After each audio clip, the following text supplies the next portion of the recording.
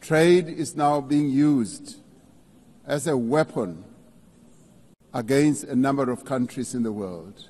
The multilateral trading system needs to be reformed as we reconfirm that the World Trade Organization remains the only multilateral body that is capable of managing differences and coordinating positions in global trade. Trade is one of the most important instruments to mobilize domestic resources for development.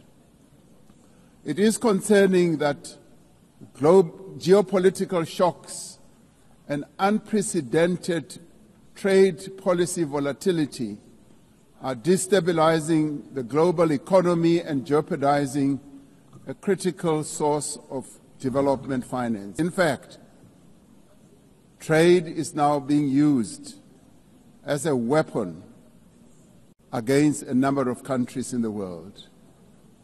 We must redouble our efforts to strengthen the link between trade and development.